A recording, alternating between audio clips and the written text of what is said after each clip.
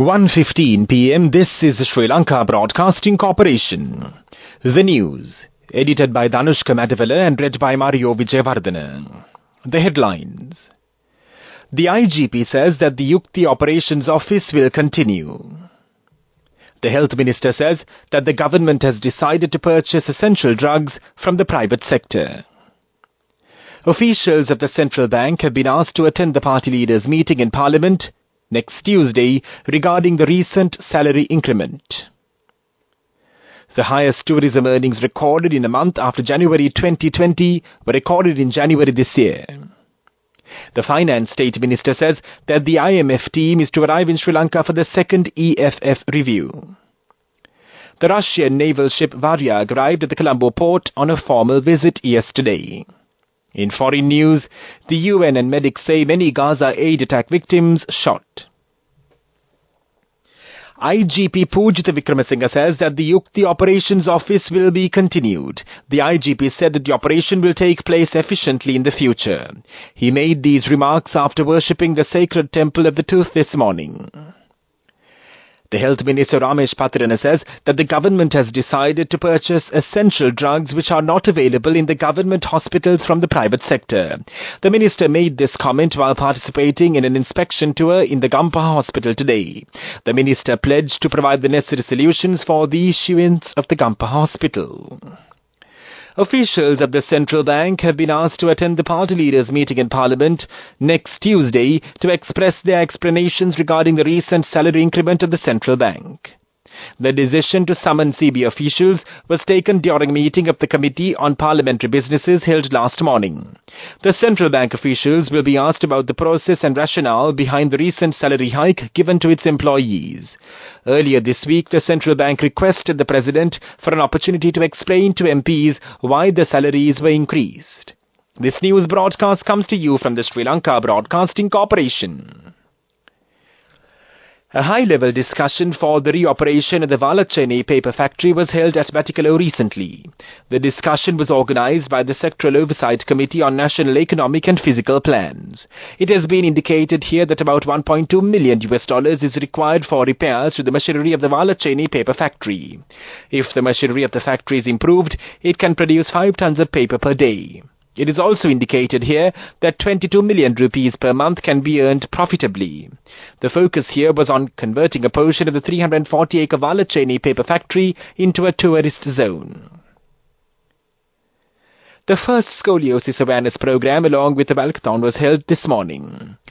It was held at the Independence Square in Colombo. The walkathon was held at the Independence Square in Colombo and the announcement was made by Dr. Niluka Valikala, the director of the Lanka E-Doc and chairperson of the Serendip Group. Speaking about it, Dr. Niluka stated that for a country like Sri Lanka, the incidence of scoliosis, a disease that affects the spine, is quite high, and this affects especially girl children in adolescent age groups. The walkathon, supported by the Ministry of Transport, of the Ministry of Health and the Ministry of Education, echoes the commitment of everyone for this noble cause. The Central Bank of Sri Lanka announces that the highest tourism earnings recorded in a month after January 2020 were recorded in January this year. The tourism earnings reported in January 2023 were $154 million. Earnings in tourism have increased to $342 million in January this year. It is a growth of 122.7% compared to the previous year, the Economic Research Department of the Central Bank of Sri Lanka stated. The Central Bank also stated it is a special fact that the Sri Lanka Tourism Development Authority received $342 million in January this year, surpassing the estimated amount of tourism earnings of $269 million. The Russian naval ship Varyag arrived at the Colombo port on a formal visit yesterday. The ship was welcomed by the Sri Lanka Navy in accordance with naval tradition. The 187-meter-long ship is a missile cruiser manned by a crew of 529. The crew members of the ship are expected to take part in several programs and visit some of the tourist attractions in the country. Varyag will depart tomorrow.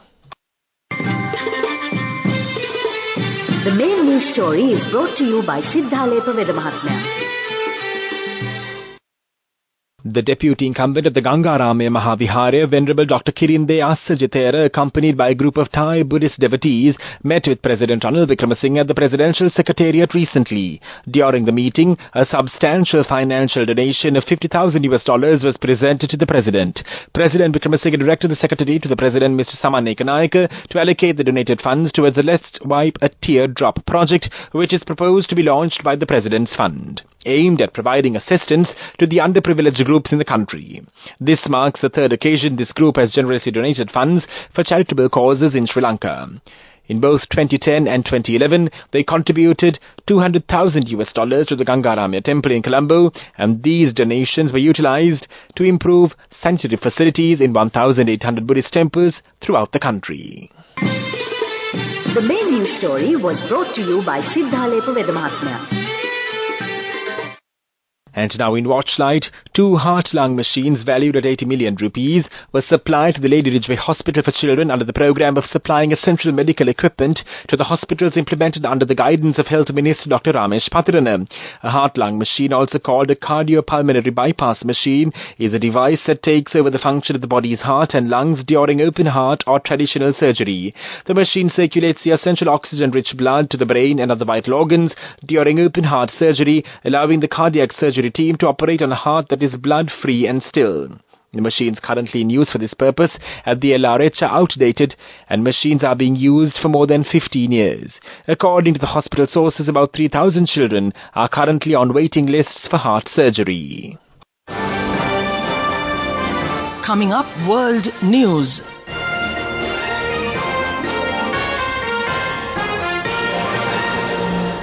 In world news headlines now, the UN and medics say many Gaza aid attack victims shot. Iranians vote in legislative key assembly polls amid economic concerns. UN officials warn of possible war crimes and rape as a weapon in Sudan. A United Nations team finds many injured in Thursday's Israeli attack on Palestinians awaiting food aid in Gaza City have gunfire wounds, as the acting director of the Al-Avda hospital says 80% of the wounded brought to the hospital had been shot. The bodies of 3 more Palestinians killed in the food aid massacre have been recovered, Gaza's health ministry announced, bringing the overall death toll to 115, with some 760 wounded. The United States military will airdrop humanitarian aid into Gaza as Israel continues to restrict the access of vital humanitarian supplies via land routes. 7 Israeli captives were killed as a result of Israel's bombardment of Gaza, according to Hamas's Qassam brigades. At least 30,228 people have been killed and 71,377 wounded in Israeli attacks on Gaza since the 7th of October. The revised death toll in Israel from the 7th of October attack stands at 1,139. Iranians are voting for a new parliament in an election marred by frustration over economic woes and restrictions on political and social freedom. The election on Friday is the first formal measure of public opinion since anti-government protests in 2022-2023 spiraled into some of the worst political turmoil since the 1979 Islamic Revolution. Iranian officials and even the Supreme Leader Ayatollah Ali Khamenei urged the public to cast ballots, but polling stations in the country's capital Tehran appear to have few voters. Authorities have largely barred politicians calling for any change within the country's theocracy, known broadly as reformists, from running in the election, leaving mostly only a broad slate of conservative or hardline figures. The United Nations Human Rights Chief has said that the apparent deliberate denial of safe access for humanitarian agencies within war-torn Sudan could amount to a war crime. The UN High Commissioner for Human Rights, Volker Turk, yesterday said that Sudan has become a living nightmare. Almost half of the population, 25 million people, are in urgent need of food and medical aid. Some 80% of hospitals have been put out of service. The paramilitary Rapid Support Forces has been fighting Sudan's army for control of the country since April last year, in a war that has killed thousands, displaced millions inside and outside the country, and sparked warnings of famine. Both sides have killed thousands, seemingly without remorse, Turk said, noting the use of heavy artillery even in densely populated urban areas. He said in 11 months, at least 14,600 people had been killed and 26,000 others injured. Actual figures are undoubtedly much higher. And now the main points of the World News segment once again.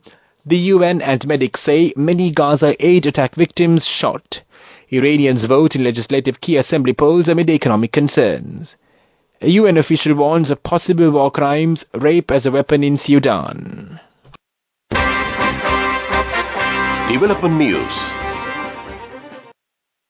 President Ranil Wickremesinghe emphasized that the Sri Lanka Navy has been entrusted with the responsibility of safeguarding Sri Lanka's oceanic territories, including the Indian Ocean region. He underscored that the nation's economic initiatives will not be permitted to suffer any harm in the Indian Ocean. Additionally, the President highlighted the historical context of the closure of the Suez Canal for a decade during the 1967 Israeli-Arab War and its effects on the Colombo port's operations. He emphasized the imperative of ensuring the security of the Suez Canal and the Red Sea to safeguard the economic interests of the country's ports. President Ranil Wickremesinghe made these remarks while delivering a speech at the Presidential Fleet Review of the Sri Lanka Navy held yesterday at the Trincomalee Harbour. As Commander-in-Chief, President Ranil Wickremesinghe was warmly welcomed with a guard of honour by the Sri Lanka Navy upon his arrival at the Trincomalee Naval Base. Moving on with sports news. Bayern Munich could end the weekend 10 points off the top of the Bundesliga after dropping points against Freiburg. Christian Gunter fired the mid-table hosts into a lead with a fine 20-yard strike. Bayern thought they had turned it around through Matis Tel's excellent curling effort and Jamal Musiala's placed shot after a solo run. But Lucas Höhler struck an 87th minute volley to snatch a point for the hosts. Meanwhile, American Christian Coleman says he is stepping into his prime after beating Noah Lyles to a 60-meter gold in their showdown at the World Athletics Indoor Championships in Glasgow. Coleman, the world record holder in the event, clocked a world-leading 6.41 seconds to take an impressive victory. World 100 meters and 200 meters champion Lyles, unable to add to his expanding list of global sprint titles, ran 6.44. Go ekak thiyana youth eකට life එකේ change එකට නියමෙට set වෙන්න ඇස් වහගෙන දැකපු වීර හැබැයි කරන්න youth එකට නියමෙට set වෙන friendship එක මෙන්න. The all-new NSB Ithru Mithru account. NSB IAM, a plan for your dream. Business News, sponsored by National Savings Bank, the safest place for your money. The State Minister of Finance Shehan Singh said that an international monetary fund team will be arriving in Sri Lanka for the second review of the Extended Fund Facility Programme, which is scheduled to commence on the 7th of March. Minister Singh said that he believes the second review for the third disbursement under the Extended Fund Facility will be conducted for a period of around 2 weeks during a press briefing at the Presidential Media Centre on Wednesday. The minister, speaking to the media, said the second review will commence from the 7th of March and we are very confident that it will be a smoother review of the first review. Business News, sponsored by National Savings Bank, the safest place for your money. Go ekak thiyana youth එකට life එකේ change එකට නියමෙට set වෙන්න ඇස් වහගෙන දැකපු වීර හැබැයි කරන්න youth එකට නියමෙට set වෙන friendship එක මෙන්න. The all-new NSB Ithru Mithru account. NSB IAM, a plan for your dream. And now in economic news, the Minister of Agriculture and Plantation Industries, Mahinda Amaraveera, has announced that the government-owned fertilizer companies will offer high-quality tea fertilizer to growers at a discounted rate compared to the market price. Additionally, he revealed that the Agritech 24 Agricultural Technology Vision exhibition will commence today at the Agritech Park in Bata, Hambantota, in conjunction with the 37th Asia-Pacific Conference of the Food and Agriculture Organization. Addressing a press briefing at the Presidential Media Centre on the theme Collective Path to a Stable Country held yesterday, the minister elaborated that the current hot weather conditions prevailing across the island have led to an overflow of water springs. Weather report. Showers or thunder showers may occur at a few places in the Kalutara, Ratnapura, Nuwara-Eliya, Gala and Mathura districts in the evening or night. A few showers are likely in the southern and eastern provinces during the morning. Mainly dry weather will prevail elsewhere in the island. Fairly strong winds above 30 to 35 kilometers per hour can be expected at times in the northwestern province and in the Hambantota district. That was the weather report, and now the headlines of this news broadcast once again. The IGP says that the Yukti Operations Office will continue.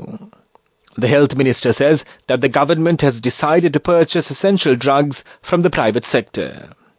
Officials at the Central Bank have been asked to attend the party leaders' meeting in Parliament on Tuesday regarding the recent salary increment. The highest tourism earnings recorded in a month after January 2020 were recorded in January this year. The Finance State Minister says that the IMF team to arrive in Sri Lanka for the second EFF review.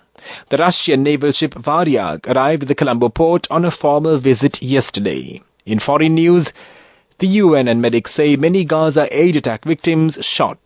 That concludes this news broadcast. You're with the Sri Lanka Broadcasting Corporation, and it's back to your host as always this Saturday, Asanka Veerasinghe on the other side.